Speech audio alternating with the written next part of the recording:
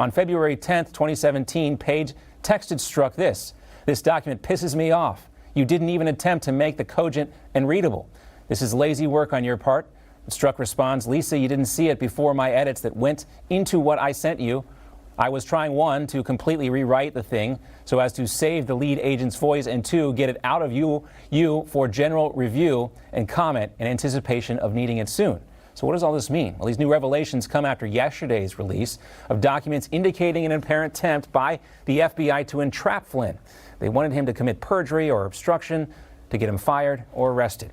For more on this, let's welcome in former Trump campaign advisor George Papadopoulos. He's also the author of Deep State Target: How I Got Caught in the Crosshairs of the Plot to Bring Down President Trump. Also joining us, former New York City Police Commissioner Bernard Kerik. He's also a Newsmax contributor. Guys, thanks for being back with us. Bernie, you mentioned yesterday you had spoken to General Flynn, and he indicated there would be some more revelations here. When we see these text messages, in addition to what we've already seen from Strzok and Page, again, the question is, why is Michael Flynn still facing criminal charges at this point? The only thing I can think of right now, John, is that the Attorney General, before he takes action, wants to get everything out in the open. You know, I know there's a bunch of people calling for General Flynn to be pardoned, and I have agreed, would agree. But I think at the end of the day, I'd like to see all of this information come out, and it's getting leaked out as they find it. So the more that gets out there, the more the ability we'll have, the American people will have, to see what really happened. This was an attempted coup of the President of the United States. They went after Flynn. They went after George Papadopoulos. They went after Roger Stone, and they went after Paul Manafort in an attempt to get the president. And I think that's what we're seeing. Yeah, you know, under normal circumstances, George, you'd think that there would be calls for a big congressional hearing on this. You want to bring everybody down and get them to testify, get them on the record. And, you know, we've also heard the need for, a court hearing. The DOJ needs to come before the court, Judge Sullivan, and present this information, because that's another part of this.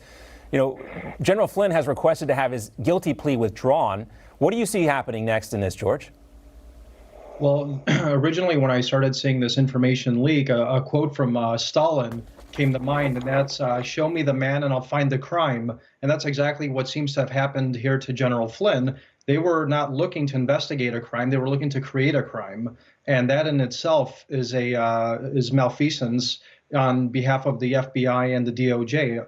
So that's something that I think Judge Sullivan is going to look at very closely. He's going to scrutinize it and see if it actually does reach the threshold of egregious misconduct, and eventually, hopefully, drop these charges, because it really all does actually come down to Judge Sullivan making that ultimate decision. And if he doesn't, and General Flynn is not exonerated, then hopefully a pardon does come his way, because he was clearly set up, he was framed, as Bernard just stated, in an effort to overthrow and help overthrow the Trump administration. That's exactly what this was. It was a silent coup, and unfortunately for the other side, our voices are getting much louder, and the evidence is overwhelming that this was an attack on our country.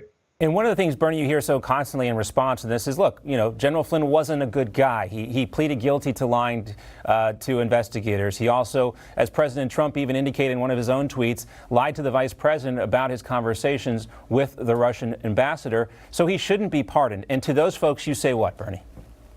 I say, listen to the vice president yesterday, who said that there was a misunderstanding in this communication with General Flynn, number one.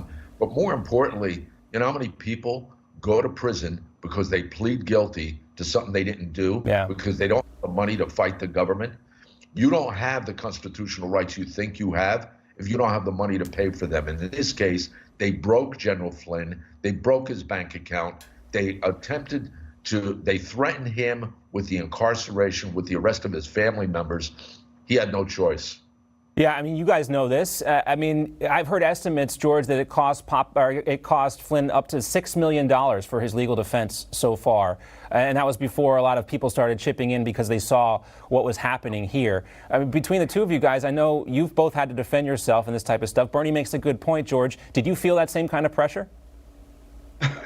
Absolutely. And I was in the very unfortunate situation that I had no ability to actually get on TV at that time and present my case.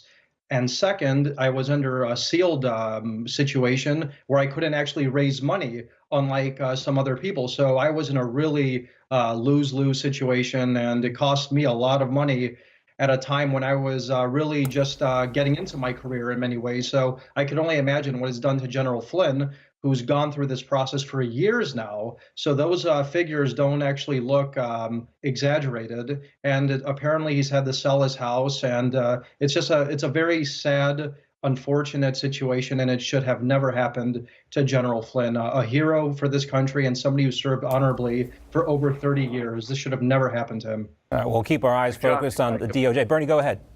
John, if I can, Sure. It's still going on. Yeah. General Flynn is paying a fortune right now for attorneys to review these documents, to go back to the DOJ and interact with them. Still today, it's costing him a fortune. Should not be happening. No, unfortunately, he has a lawyer that actually seems like she knows what she's doing now in Sidney Powell. The other thing that I've just been wondering, what the hell were his lawyers doing before all this? Why didn't this stuff, take so long to come out? Those are questions that remain. We'll keep our eyes focused on this story. Thank you to Bernie and George. Great to see you both.